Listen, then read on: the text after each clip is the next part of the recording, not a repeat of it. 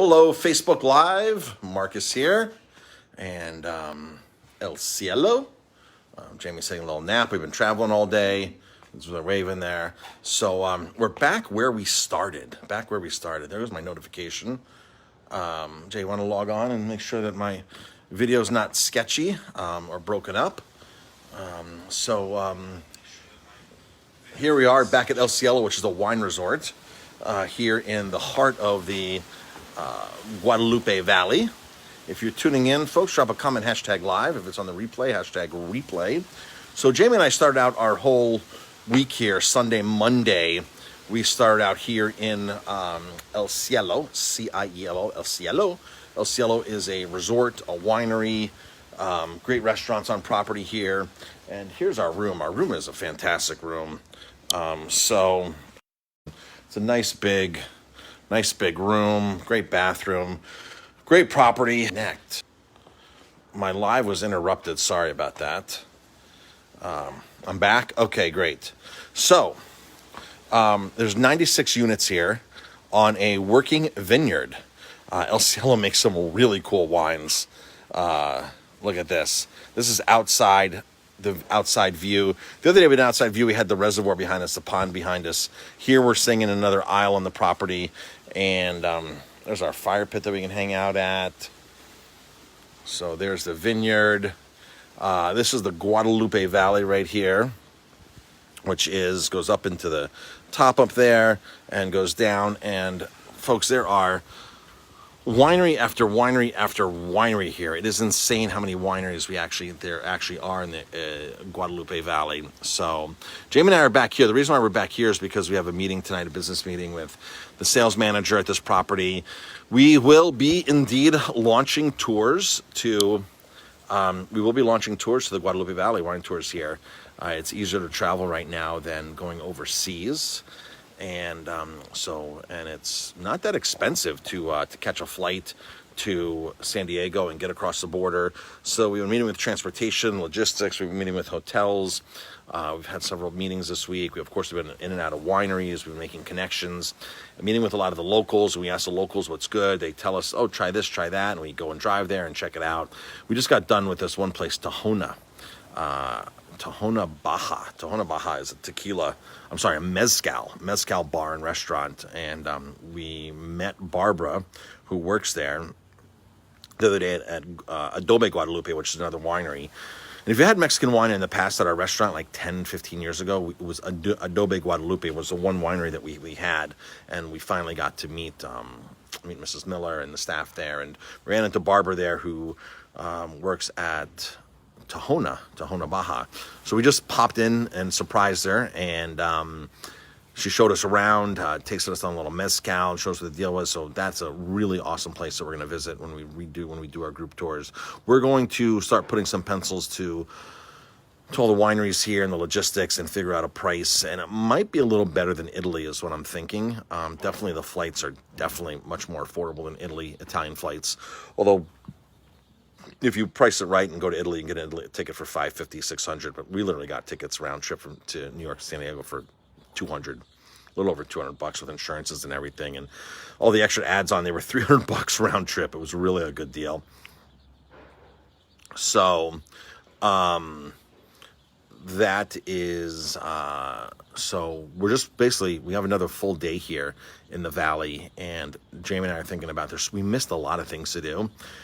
So we're thinking about actually coming back, a quick trip in December, coming back and going through parts that we missed here. Again, it's a big valley. There's tons and tons of wineries. We kind of saw most of the wineries we needed to see, but there's other excursions that we wanted to look into. There was a cheese cave that we couldn't quite get to just because we couldn't get to the other end of this valley.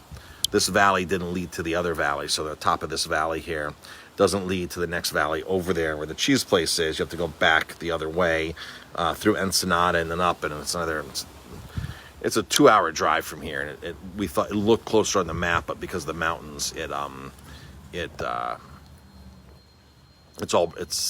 little bit deceiving by just looking on the map until you actually route it out. Some of the big surprises this week. Of course, we knew Mexican wine was good. We just didn't know how many wineries there were here, and we didn't know how some of the wines we tasted, like every single wine in the lineup was just mind-blowing, delicious, awesome, high quality. A lot of Nebbiolo here. Nebbiolo is a grape that makes Barolo wines, so that was a big surprise. I knew Nebbiolo was here, but Nebbiolo is really here. Like, if you're in New York, you make Cab Franc. If you're here, you make Nebbiolo. If you're in Italy, you make Sangiovese. If you're here, you make Nebbiolo. If you're in Rioja and Ribeira del Douro, you make Tempranillo. Here, you make Nebbiolo. Nebbiolo is a very, very common grape. Every winery that grows it wants it. And they actually differentiate it between Mexican Nebbiolo and Italian Nebbiolo. I'm not sure what quite the difference is, but it is a descendant of the Italian Nebbiolo, which makes Barolo and Barbaresco. They're deeper, richer wines here, darker colored. So, like I said, we just got back to the winery and the hotel here. We have a meeting with the sales manager here, a dinner meeting with the sales manager, and going to talk over more logistics. This property is like a perfect property for us to stay in. It's like really, really awesome. So when we bring our guests back, this is one of the properties. The other property is probably going to be Lucerna in Ensenada. And we went to warehouse wineries today. So we went to these 2 warehouse wineries today. I did a Facebook Live earlier. And it's really cool because the warehouse wineries, it's basically like 25 garage doors inside this gated industrial park. And behind every garage door is a winery. So if you're an up-and-coming young winemaker, if you don't have your own vineyard and you don't have that kind of money, you rent a garage space and share some equipment, and you start making your own wine. So Danielle, we met with him, and he from Vinsur. Now, he makes wine for 5 other wineries in this valley, including Adobe Guadalupe and Hacienda Guadalupe, 2 wineries we went to and love their wines. So he makes wines for 5 other wineries, and he's starting out his own label. He started his own label 5 years ago, but of course he doesn't have land, he doesn't have a big property, he doesn't have any really property to do that, so he rents a garage space there and makes some amazing wines. We went to Madeira 5, not sweet wines, but they made some amazing wines as well. They're like the anchor of this complex, and I think they're the ones who like started and got it kicked off because they have the first spot there. Their spot's painted. They have a tasting room inside their facility. The other ones don't have a tasting room, but they have there's a patio, an indoor garden inside, restaurant area. And the restaurant serves all the wine from all like 25 of the cooperatives, or the 25 like winery Kickstarters there. So they serve wines from all 25, and it's the same price you would pay in the tasting room. So they don't rip you off. And that was really cool to see that happening. We went to a place that for lunch today in Ensenada that Rick Bayless has been to, Anthony Bourdain has been to. They make the best. She makes the best ceviche. She's known for ceviche, and she's across the street. She has 2 restaurants, one on each side of the street. And we went and sat down at the formal restaurant there and had lunch. Had an amazing, like mind-blowing, amazing lunch. Had a mezcal cocktail, just really awesome. So that's another restaurant we're going to be added to our list when we take people away. So. Stay tuned for those dates to be coming up. We're not sure when it's going to happen in 2022, but definitely 2022, we're definitely going to plan on bringing a group of people here. I don't know, between 14 and 20 people down here to Mexico, and it's going to be a lot warmer than New York, so that's the cool part. There will be a couple nights of us staying right on the ocean there. The waves, Jamie and I slept with the door open last night and heard the waves crashing into the rocks. That was really awesome, really cool. And we had a great cab driver that actually his family owns a van company, cat taxi company. They have like 40 vans, and we hired him to drive us around for a couple of days so we can partake in all the wine and not have to worry and go into areas of Mexico that we weren't familiar with. I have to say the one thing here that's really surprised me all week is when we're in New York, people are saying, "So be careful, you're in Mexico. Be careful, you're in Mexico. You're going to get kidnapped and this kinds of stuff and the crime." We felt safe here all week. We felt safe here, driving around to small towns, going in to stores. There's not one time we have not felt safe here. So somebody explained to us that we're not the people are, when they do kidnappings and stuff like that, they're after the big people, the big time, judges, attorneys, big business owners, avocado in the avocado region. You want to knock somebody off who has a bunch of avocado land so that you can free up that land for somebody else. Same thing with agave for tequila. So that's who they're after. They're not after tourists and stuff like that. There's no money in us, and there's so many safer parts of Mexico that we learned that stuff doesn't even happen to begin with.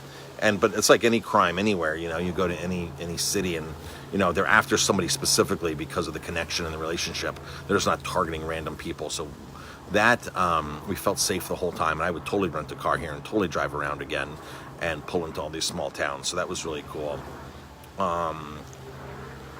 Let's see, give you guys a departing view here. This is our departing view, and again we are at El Cielo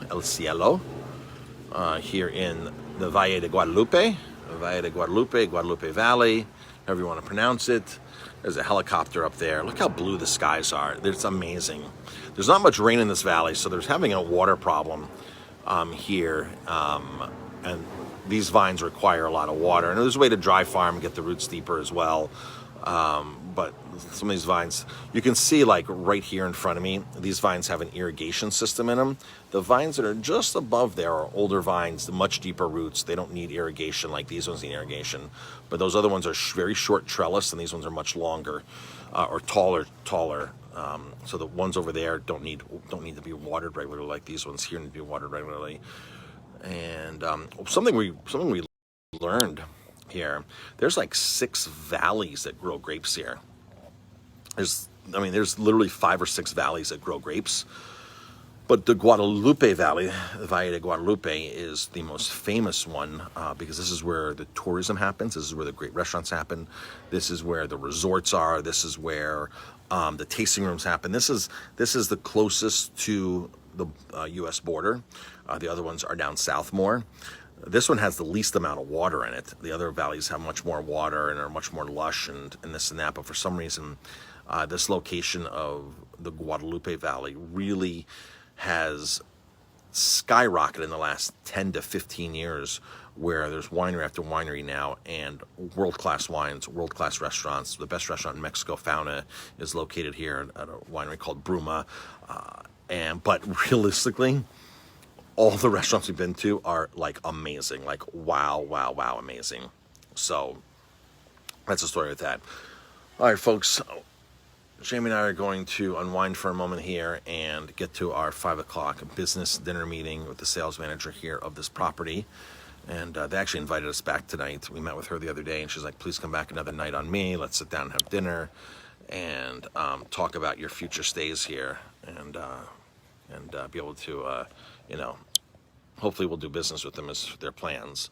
So that's it, folks, for now. Everybody have a great day, and we will be back. We're back on a plane tomorrow night at midnight. We're taking a red eye back, or 10 o'clock at night. I'm not sure what time it is, out of San Diego back to New York. So that's the story of that. Everybody have an amazing day, and we'll talk to you later.